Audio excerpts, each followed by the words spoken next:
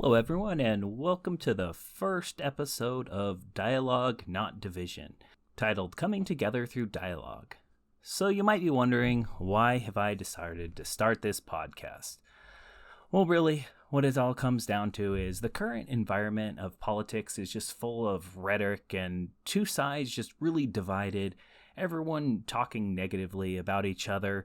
You sit here and you listen to just about any mainstream political person, and what they sit here is they kind of throw stones back and forth at either side.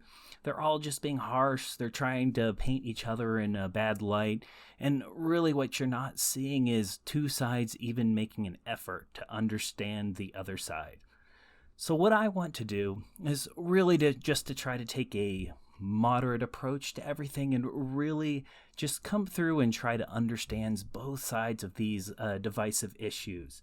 This is something that I've just been seeing lately all over Facebook. You look around and everyone's using the political goings on, just kind of poke at the other side. So here, what I've decided to do is just to really air my thoughts out on this podcast, most likely about once a week. So really, my goal is just to spend that once a week. We'll speak about whatever the contentious current issue is of the day, or maybe we'll just pick one that's a common topic that's coming up. And what we'll do is we'll try to explain it from both sides, and I'll go over my thoughts. My goal is always going to be to assume the best intentions from both sides and from the middle. I'm going to try not to just assume the worst of anybody or just to call people horrible people or anything like that. Most of the time, this podcast is probably just going to be me. There are some things that I may not be able to speak about, some things that I don't know much about, so I may bring on a friend or somebody level-headed, and we'll see if we can have a discussion about it. So, before we move on, you might be wondering a little bit about me. So, I'm by no means a political expert. I've really just started paying attention to politics over the last maybe 2-3 years. And more so, I've just seen how bad everything's getting. I'm registered as an independent. I normally do lean a bit conservative, but almost always I understand the other side and where they're coming from. I kind of found myself playing the role of moderator on Facebook in the comments. I never really posted on Facebook, and I would see these just inflammatory, short, out of context things that would come up, and I try to sit there and rationalize the other side's perspective. And a lot of times I think I was fairly successful in getting the other side just to see that, okay, maybe it's not quite so bad. So, with that, more about me is I am former military. I served a short while, 6 years in the Air Force. I lived in quite a few different states across the U.S. I'm married, I have kids, and just generally, I believe that America is a good country to live in, but that it's also in no way perfect. It has many flaws and a long way to go to be the place that I want my kids to be raised. So you might ask, what's the big issue? Why am I doing this now? So, of course, as we all know, this January 6th, all the Electoral College was casting their votes, and, of course, there was a large protest turned riot, and a bunch of extremist people rushed in the Capitol, and there was generally chaos as they called for all kinds of crazy things to, stop the steal. And of course, what happens after this is the same thing that happens after pretty much every major event is, kind of both sides start going at each other. So of course you got the left, and the left is talking about this attempted coup and, start generalizing all Trump supporters as dangerous. And of course, from the right, you start talking about, the overreaction, and there's all kinds of excuses and things that are going on. And there's just this massive pushback on everything. And what I started seeing is, these terrible events happened, and both sides use it to start digging into the other side yet again. And all I saw in this is what I wanted to do was just to start bringing people together. So I made this really lengthy post on Facebook, and with it, somebody told me, my wife told me, maybe you should start a podcast. And as the events unfolded, which I'll talk about in a little while, it's just more and more division, and I see people really just trying to take advantage of a terrible thing that happened. And so that's what started this podcast. And of course, I want to say that what happened is absolutely unacceptable. Violence is not the answer. It is almost never the answer, and it's certainly not the answer in this case. And so what do we see here? I saw quite a few things happening from this. First, I saw some people trying to justify the actions, which was interesting. I also saw people trying to use this crisis for political gains. And I also saw people trying to use this crisis to attack all members of one side and really start to get just to really start to ferment hate towards the other side. And that's really, I think, the absolute worst thing that we could do in a time like this. In a crisis time, or when something like this happens, when your democracy comes under attack, I don't think it's a time to pit half the country, or if you want to say 60% of the country, against the other 40% of the country. So I'm going to kind of take some of these things that I'm seeing, and I'm going to talk about them a little bit. So the first thing I'm going to talk about is people using this crisis as an attack. So again, as I said, violence isn't the answer. Violence certainly isn't the answer in this case. And what they did is horrible. It was absolutely horrible. By now, it's all come out. I believe there were 5 deaths out of this, 2 police officers, one during, or one shortly after. I believe a second one is actually a suicide related. I could be mistaken. I'm not knowledgeable about everything. One was a lady that was trying to kind of climb through a window in the middle of the Pentagon, a veteran. And a lot of people are using the veteran status to try to make it sound like the shooting of this was, this some hero. Again, I respect everyone that serves the country, but being a veteran doesn't give you an excuse to, try to storm the Capitol and go into where the vice president is and many of the other members of Congress. So with that, I saw that, and almost immediately we see this whole all Trump supporters are bad, Trump supporters are evil, Trump supporters are racist, Trump supporters are extremists, and all of that. And that's the rhetoric that immediately we start seeing. People starting to use this crisis to try to make the other side look bad, a continuation of last year of exactly what was happening. And this is kind of where I stopped. And, a lot of people wanted to point out, and this is where I'll kind of give the more conservative point of view, is nearly everybody I knew that was conservative, condemned the actions almost immediately. And rightfully so, I should say.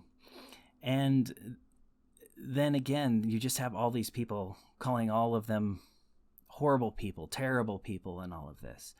And all I had to say was, the conservatives were thinking back to this past year when there was equality protests, Black Lives Matter protests, protests of police brutality. And these protests were for a very great cause, backed up by a lot of people and a good majority of America.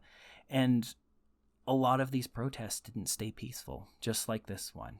Unfortunately, there were many, many deaths around it.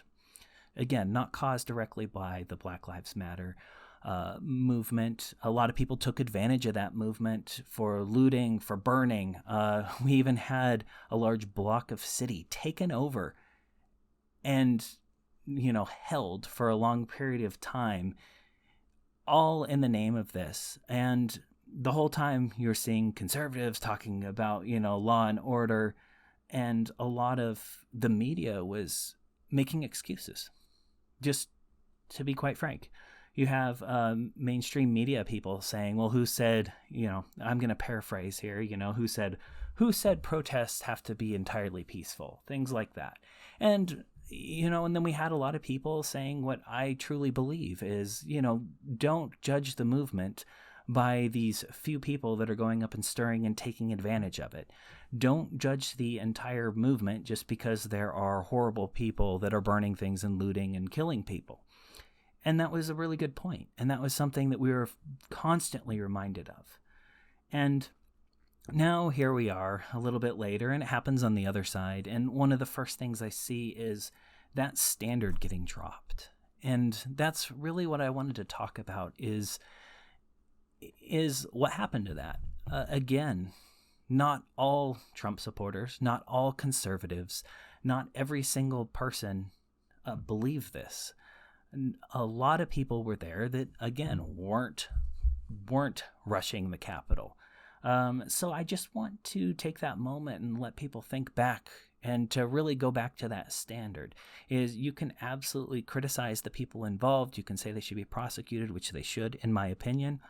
You can criticize the president for the role he had in this. Some of his harsh rhetoric, many say, is directly responsible. Some people say he directly incited that, which I can understand that perspective. But at the same time, when you look at the conservative point of view, you didn't necessarily see that happen just a few months before.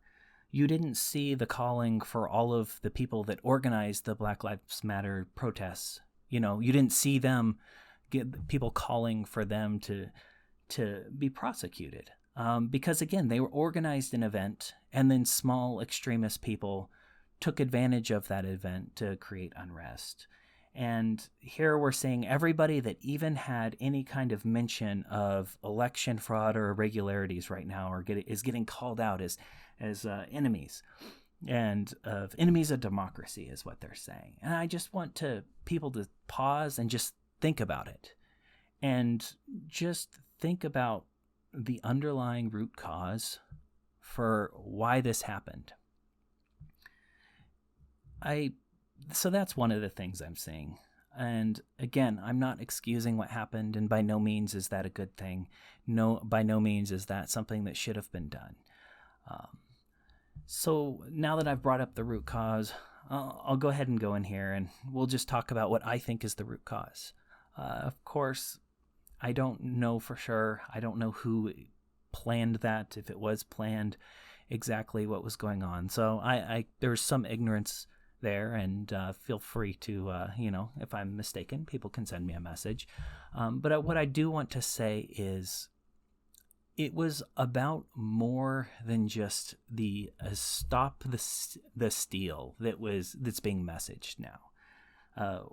If you look at everything that came in this election and prior to this election, one of the big conservative things was they felt like they didn't have a voice, or that their voice was being suppressed, and that the media was out to get them. And if you look at it objectively, I think that most people could at least understand where they're coming from. So I understand you may not agree with the fact that the media is, against them or silencing their voice, but you do need to look at the fact that there's a large group of people that felt like the media was against them. They felt like their opinions were being suppressed.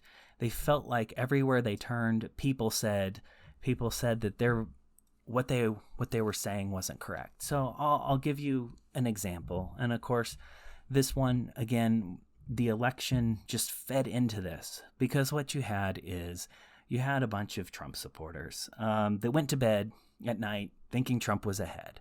And there are a bunch of reasons for this. And then what they have is, counties randomly stop counting, and they wake up in the morning and what looked like a solid lead was gone.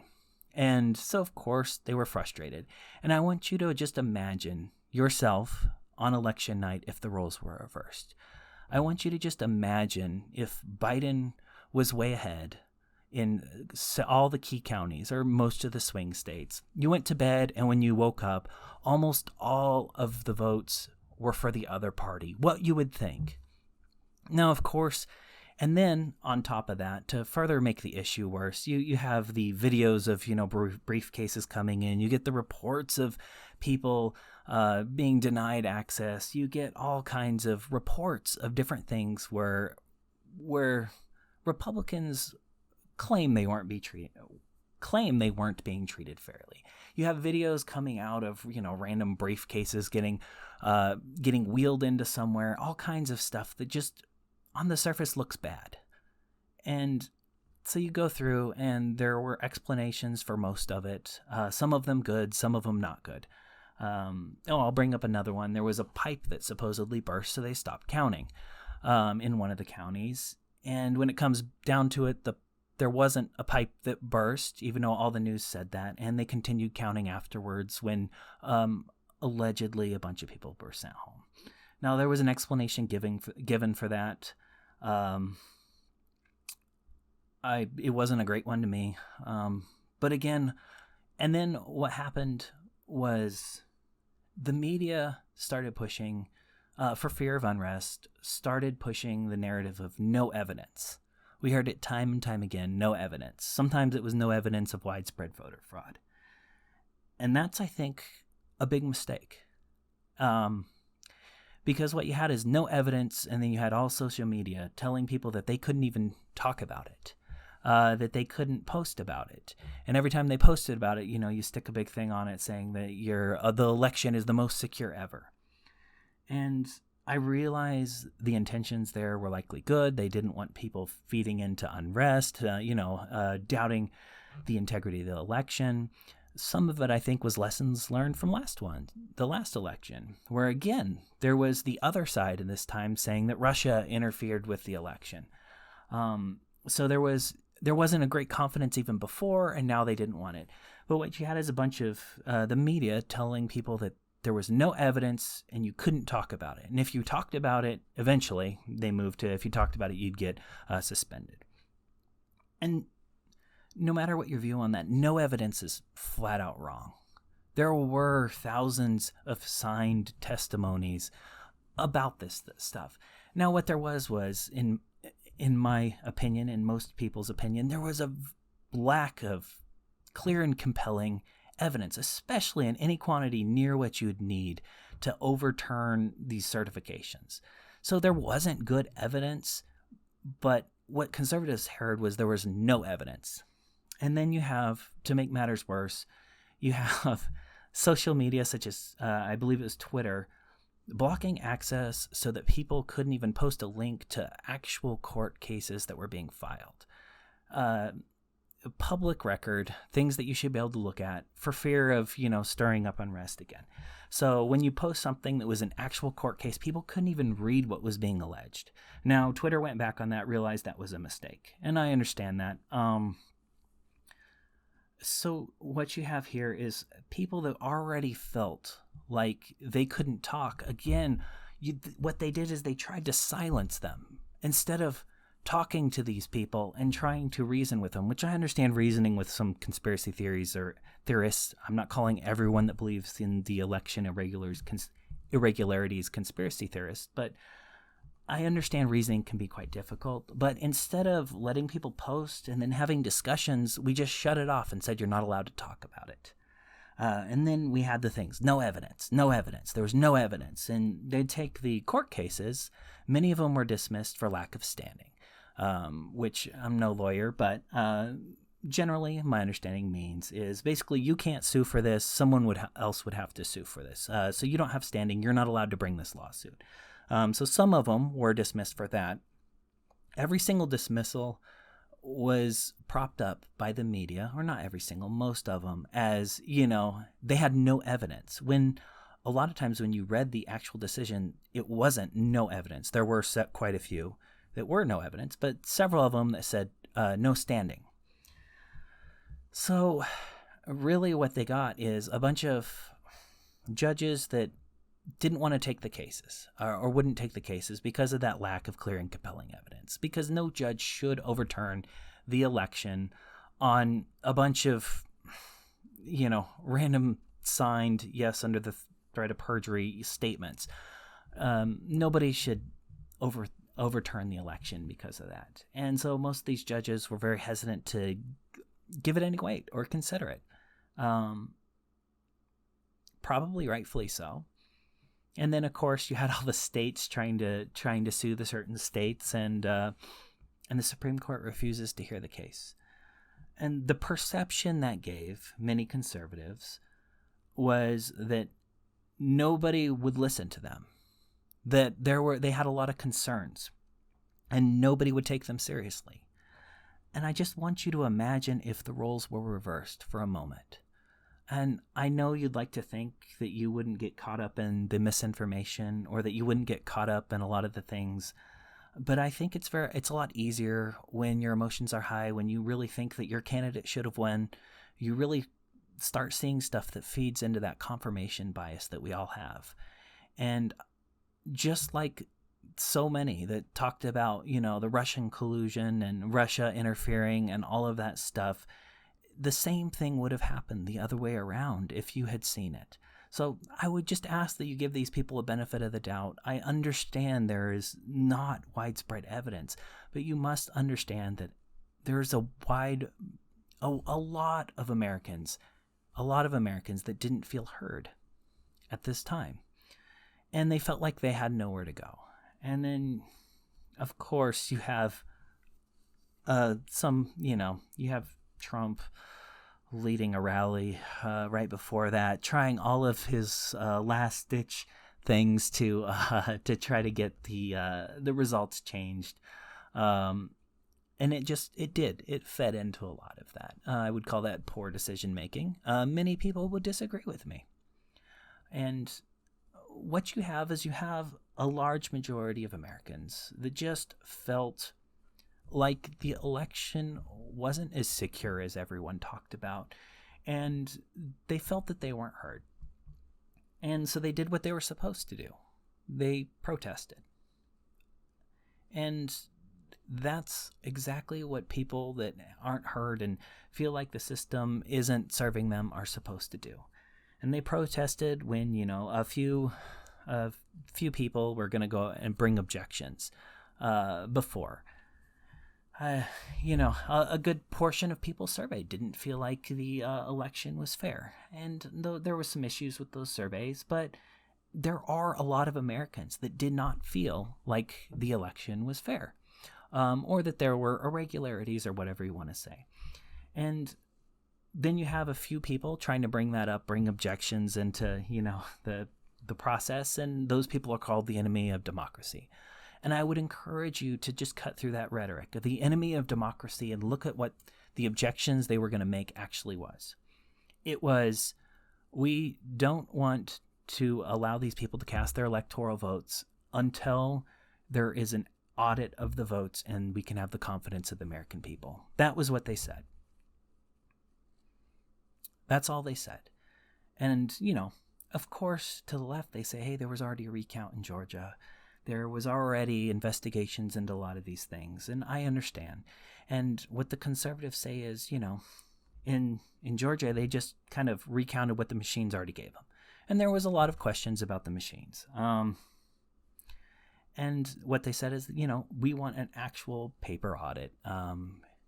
And that's not an enemy of democracy to say we want you to count carefully.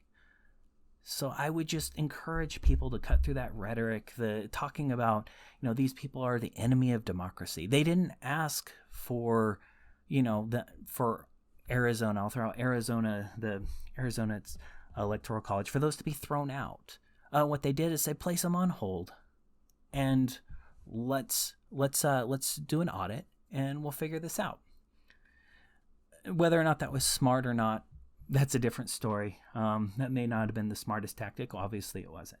And really, so that's my long rambling story of the underlying cause here is we had a large group of America that didn't feel heard.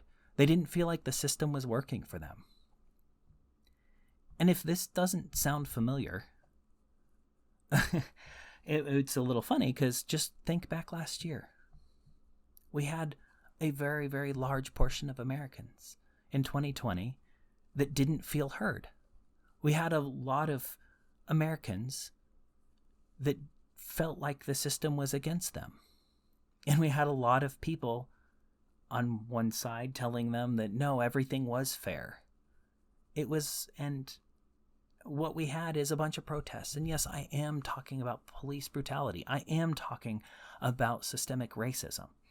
And yes, you can make the argument that those are much more supported arguments. Absolutely. But when it boils down to, you had the exact same thing. You had a large percentage of Americans, or you had a big gathering of people that didn't feel heard. And then a bunch of conservatives, and well, not all conservatives, but a bunch of people just told them, no, what you feel is wrong. America is not systemically racist. We looked at these few statistics and it's not true, and tried to suppress that. And they've been trying to suppress that for a very long time. And you had a group of people that did not feel heard. And so you had mass protests. And yes, you had unrest. And if you'll remember, it was encouraged not to use the term riot. I think it was the AP that said, to use unrest in that situation. And again, it was people that didn't feel heard acting out. And what we have here is exactly the same thing for the underlying root cause. Not exactly the same thing for, not exactly on the same level, because I'm not going to compare racism to election fraud. I'm not saying that election fraud is equally immoral. And again, I'm not saying election fraud happened. What I am saying is we had a bunch of people that didn't feel like it was fair. They don't feel heard. They felt like they were being suppressed.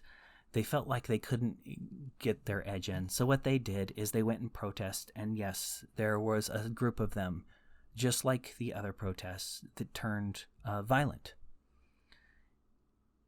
And that is in no way okay.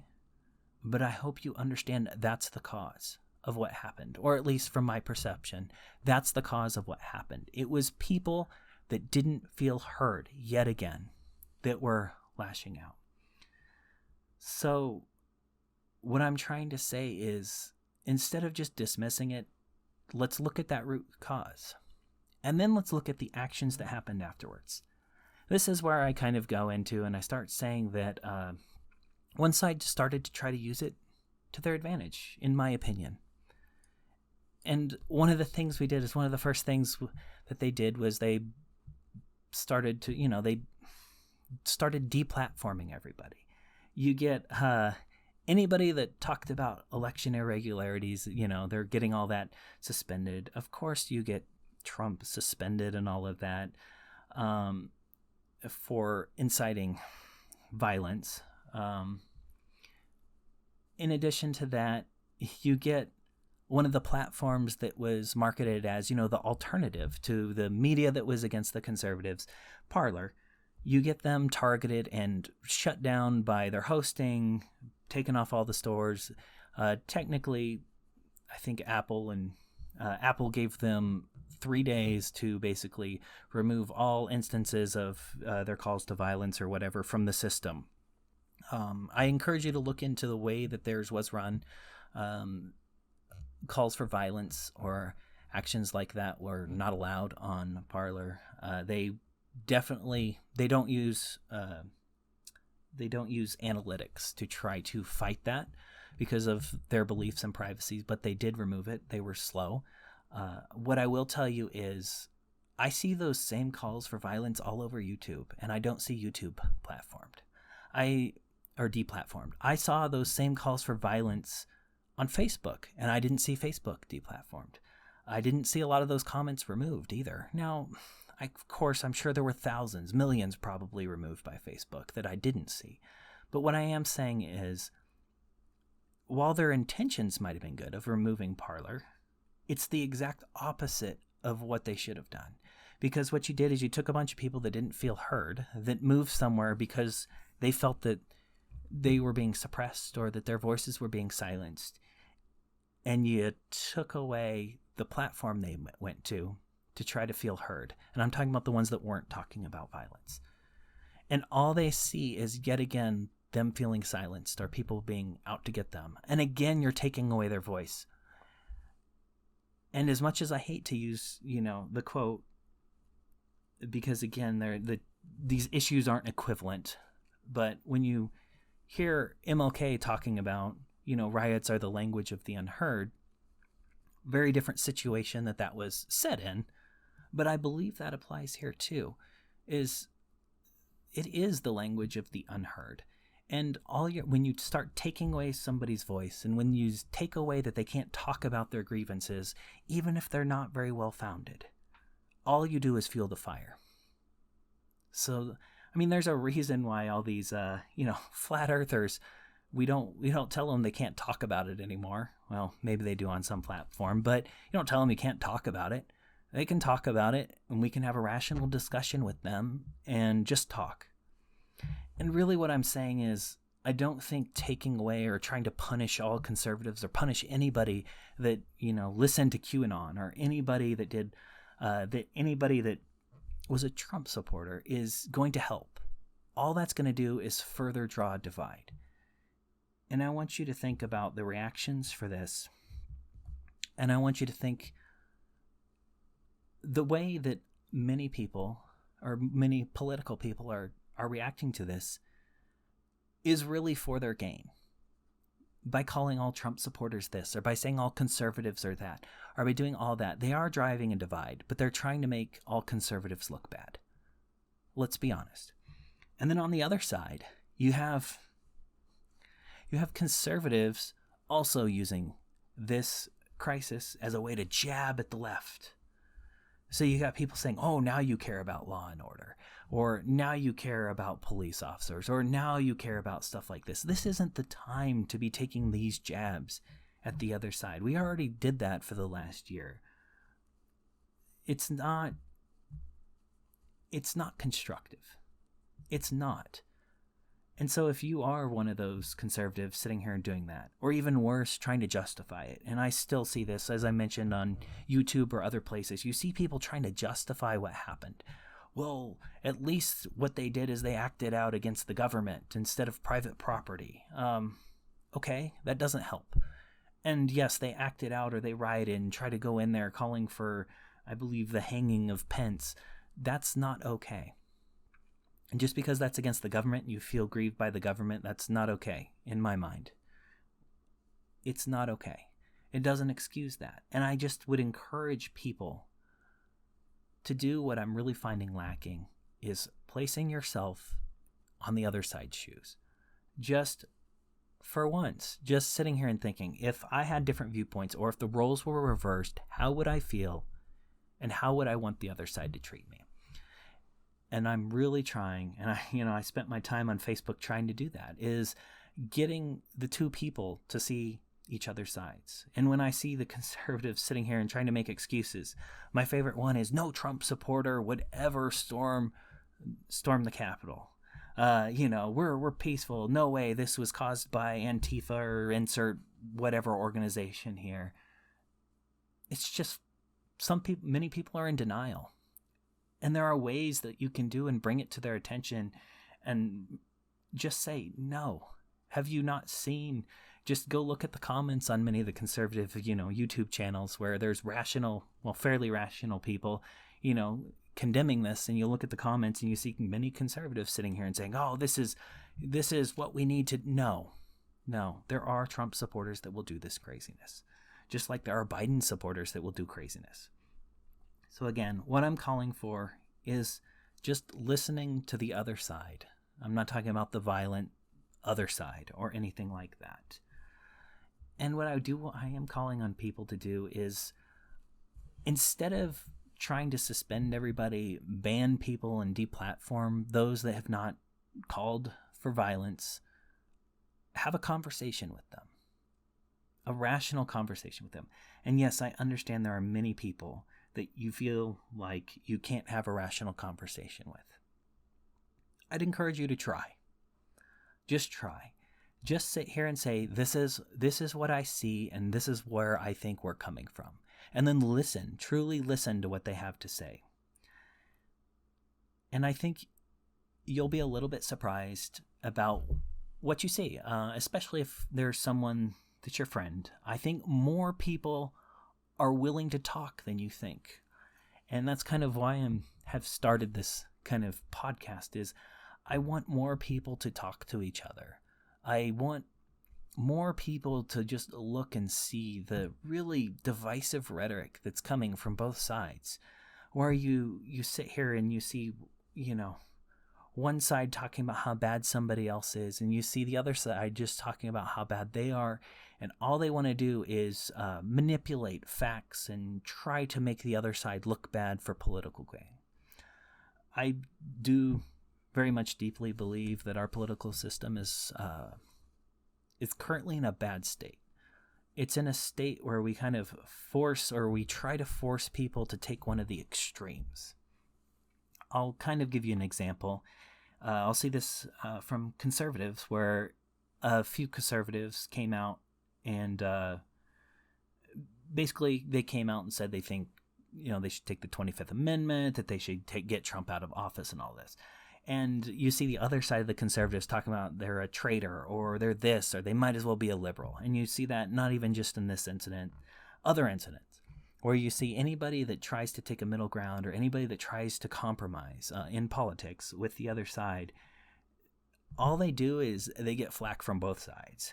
So the left, in this example, we'll say it's a conservative, the left still doesn't like them because they're a conservative, and then the conservatives gang up and attack them because they're too moderate, or because they're giving ground to the left. And the same can be said the other way.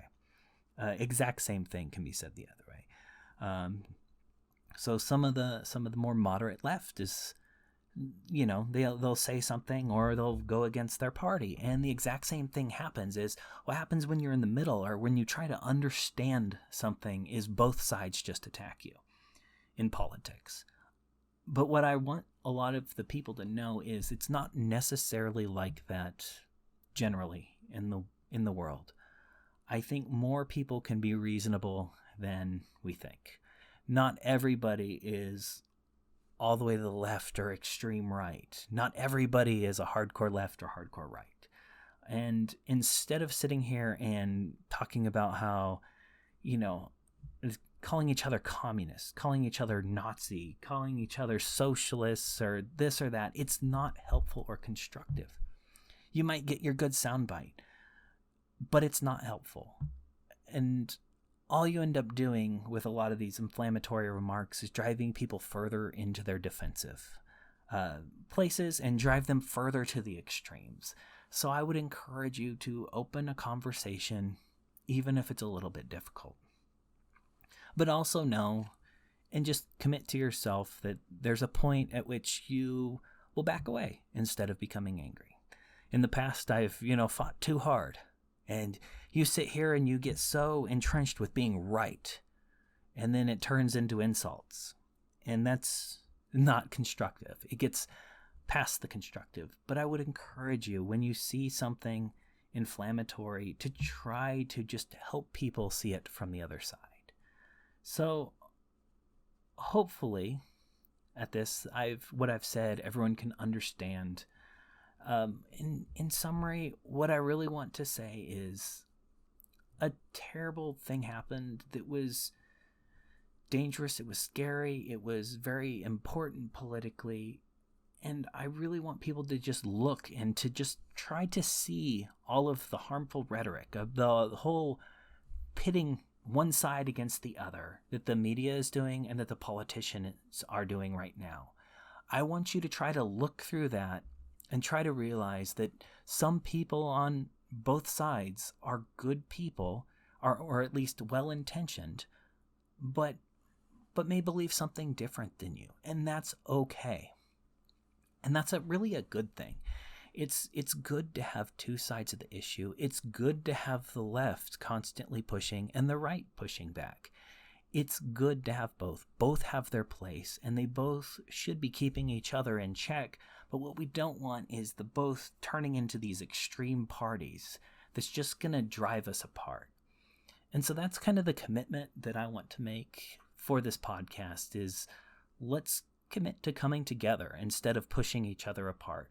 Let's commit to talking to others in a way that's less inflammatory and more designed to either win them over, or not necessarily win them over. You don't even have to win them over. What you can do is just talk to them in a way where they'll at least understand where you're coming from, where they can see that you're reasonable. Listen to them and try to see that they're being reasonable. And let's actually come together. And that doesn't mean, come together doesn't mean you have to agree. We don't have to agree to be a healthy society again. But what we do have to do is at least listen to each other and understand where we're coming from. Unless it's violence. If anyone's advocating for violence or to hurt somebody else, then absolutely that is wrong, and that's a time to draw your hard line. But if all they're doing is a well-intentioned call for something, listen to them. At least make them feel heard just the same way you want to be heard. So really that's what I wanted to get through in this podcast. And I know it's kind of a lot as I go through and I talk this through, and I'm sure there are things I've said in this that you may not agree with. And that's okay. And if you want to have a conversation, that's perfectly fine. We can have a conversation about it. And I recognize that there are some gaps in my knowledge. There are probably gaps in everyone's knowledge, or there are gaps in everyone's knowledge. And that's okay. We're all a little bit ignorant on some things. But the only way we can really, really come together is by recognizing that all of us are ignorant and we don't know everything. And that really most people are trying to come from a good place and want to do what's right for our country. We may just disagree on what that means. And the only way to make it better is to talk to each other. So that's all I have for today's podcast. So again, let me know what you think. If there are some topics that you want me to cover, feel free to let me know. This is something that I'll be doing again every week to cover some of the current events, and the whole goal is we'll talk about some of it. We'll try to understand hopefully both sides of what's going on, and really the goal is to try to come together to have healthy conversations once again. So thank you, and I will see you next week.